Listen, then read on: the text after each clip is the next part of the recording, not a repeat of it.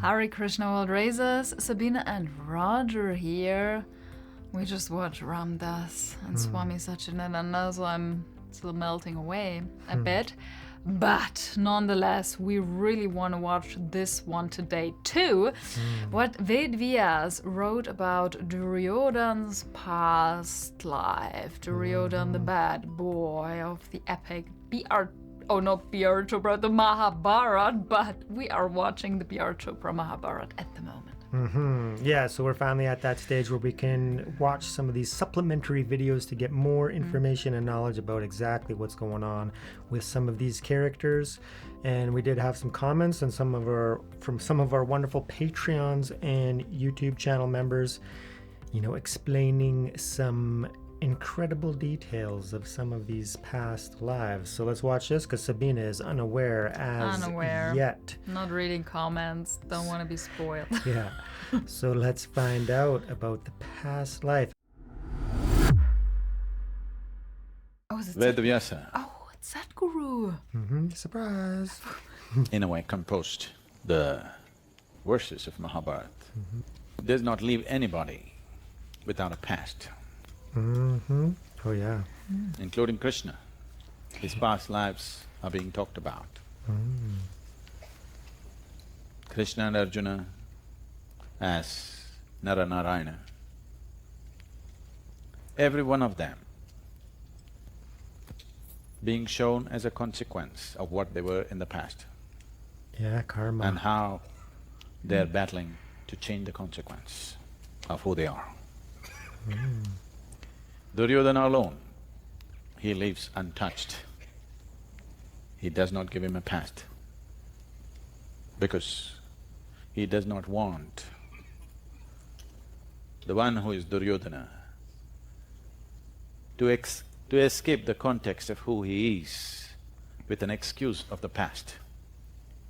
So Duryodhana is the only character in the whole of Mahabharata who does not have a past life. What? Because What? That's not what I Vyasa heard. does not want to leave that excuse to him. I am like this because… There is no because for that kind of behavior. There is no because for that kind of emotion. There is no because for the kind of life that he lives. So, Vyasa wants him to be 100% responsible for everything that he is. So he does not give him an outlet. For everybody else, for the good and bad that they are, for the beauty and the ugliness that they are, there is a past and this is shown as a consequence. This one man is not allowed this privilege. He is who he is simply because he is who he is. There is no excuse for him. So you must understand, the message is just this, that for folly, there is a way out. For what? Folly. For stupidity, there is a way out. For moments of anger and insensitivity, there is a way out. For blindness, there is a way out.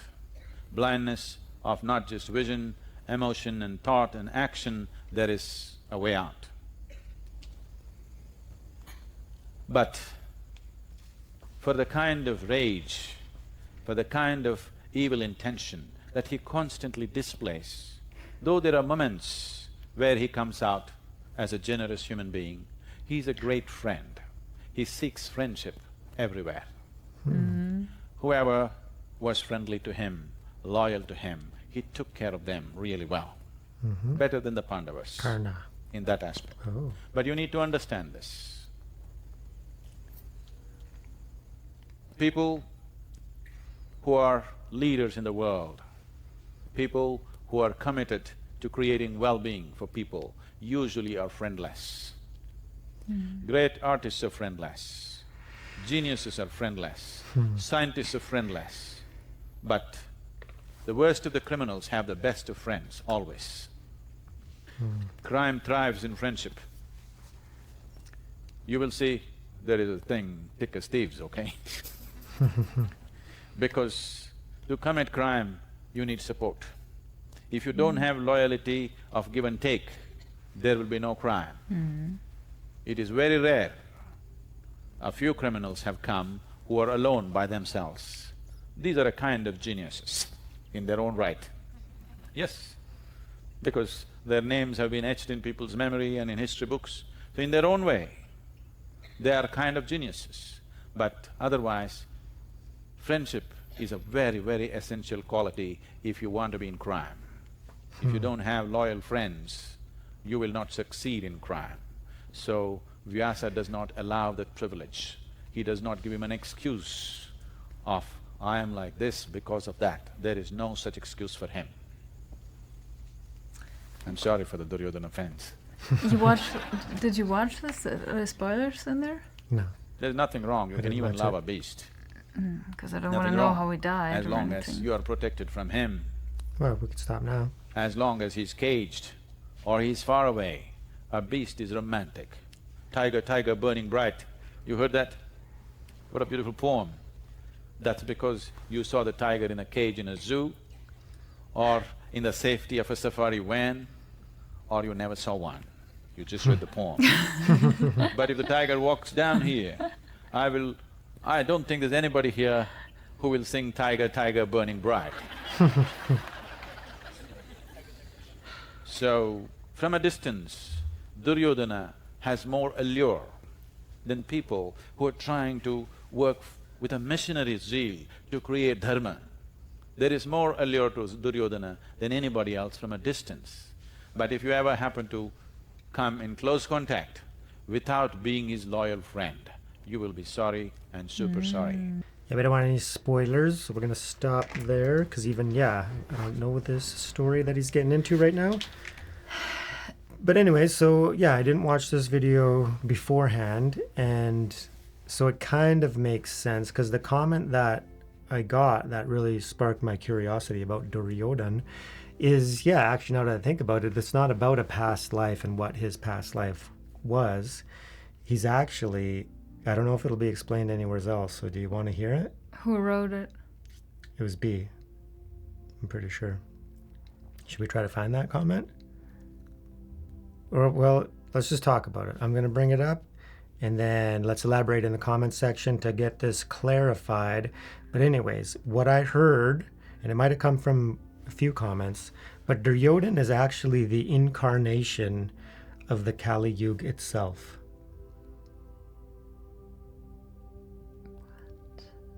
Yeah, and that's maybe why he didn't have a past life, because this is his incarnation.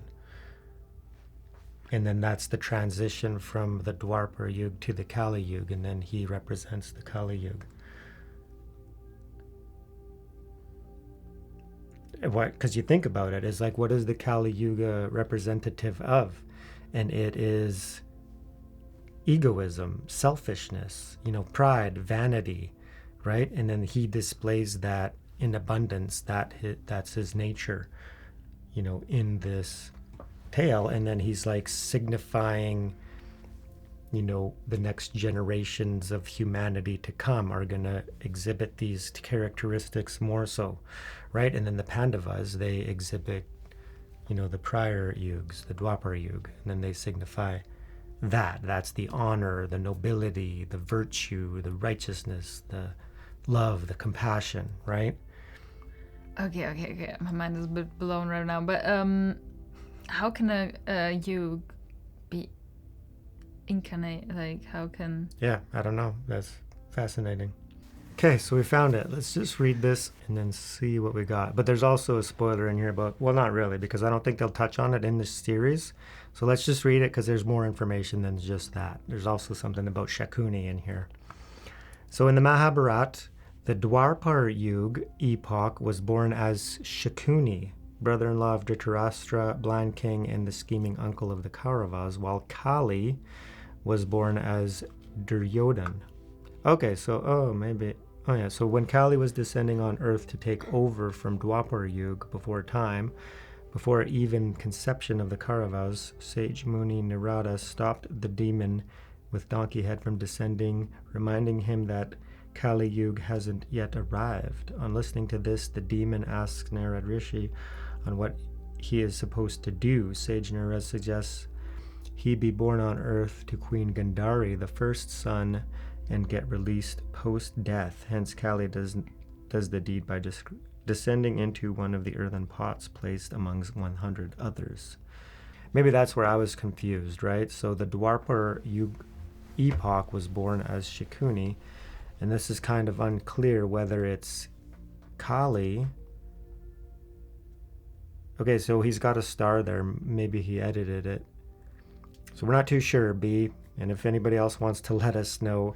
A star. So it sounds like Kali. Duryodhana is an incarnation of Kali? Not Kali. Yeah, Kali, the Kali Yug, not Kali, the goddess. Yeah, Isn't because there a that wouldn't make difference? sense. Yeah. Yeah, there is a difference. I think that was even Yeah. when we did the Kalki Yeah. Avatar video. It was somehow rings a bell. Yeah. There's the Kali Yug, but that has nothing to do with the goddess Kali. Yeah. No. But anyways. Okay, so then Kali. Why are you laughing? Because, yeah, it's confusing. I'm confused now, too. Yeah, but then it would make more sense. Kali personified, not the goddess, but the Yug. The Kali Yug personified, that would. as an incarnation. Yeah. As Duryodhana. That would make sense. Mm-hmm. Kind of. Still I guess. mind-blowing. That's why it was confusing. But anyways, worth talking about. And then Sadhguru mentioning it, sounds like right from the scripture, that he didn't have a past life. Or it was not mentioned. They're just not mentioned. And where everybody else was mentioned, their past lives, and not Duryodhana's. Seems like it. Yeah. So very fascinating. Yeah. Right. So showing that, okay, so the degeneration of mankind, the degenerate times, we know it's adharma, right? You know, no righteousness. It's all greed, vanity, selfishness, ego, pride, narcissism, all of the lower levels of consciousness that are manifesting in the world right now. And it's so hard to get out, even for spiritual seekers, because it's so thick. It's like we're trapped in the tar, right? And we're trying to claw our ways out, but it's like the crab in the bucket analogy. Have you heard that? Where you have a bucket full of crabs, and then a crab is trying to claw its way out of the bucket, but the lower crabs, they'll always grab them. What? They'll pull them down. Bad. Why? Yeah, that's what it is. And that's what we're trapped in right now. Oh my God. Yeah, so the only way to really get out is to actually, talk to the crabs in the bucket and say, hey guys, we need to work as a team here, and we need to raise ourselves together and help one another to get out of the bucket. Yeah, that is really tragic. I think that's a perfect analogy, honestly. So we're just pulling each other down, yeah, and Duryodhana is symbolic of the one crab who will not help, pulls everybody down. Tries to murder.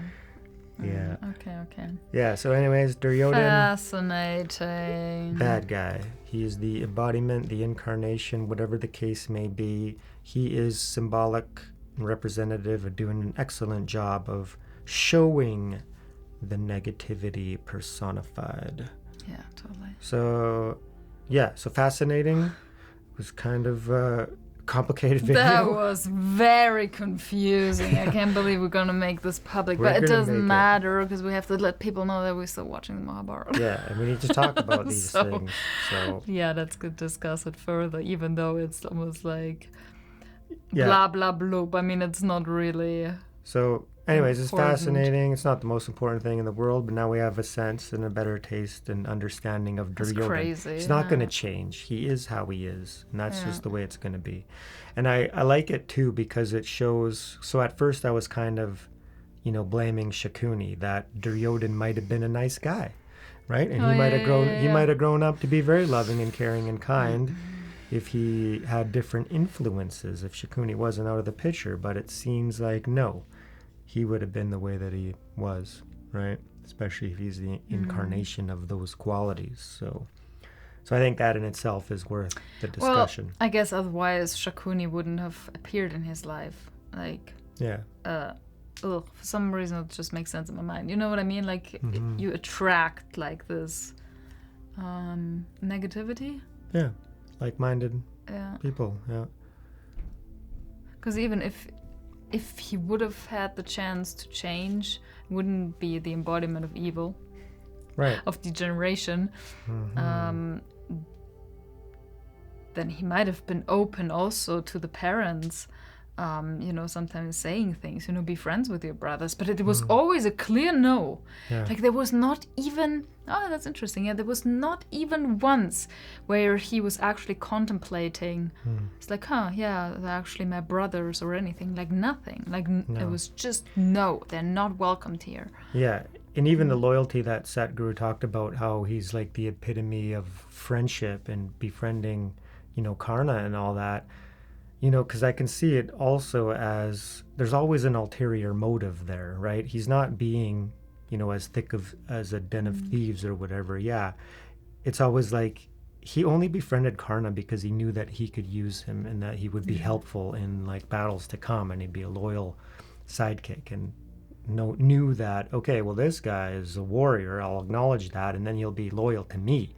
So he's still getting something out of it. It's still his self-grasping and self-cherishing, and so great friend, but let's be honest, he wouldn't be friends with him if he was just a regular son of a charioteer, right? And not a warrior with divine armor. So anyway, something to ponder. Let us know what you guys think down in the comments, and maybe clear up some of this mess we've gotten ourselves into. Does Duryodhana have a backstory? Does anybody know?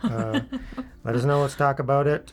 And remember, the whole reason that we're still watching B.R. Chopra's Mahabharata, we are extracting the wisdom in the essence. So thank you so much for joining us and all of your support as we raise ourselves And raise the world. Thank you so much, everyone. We love you. Peace.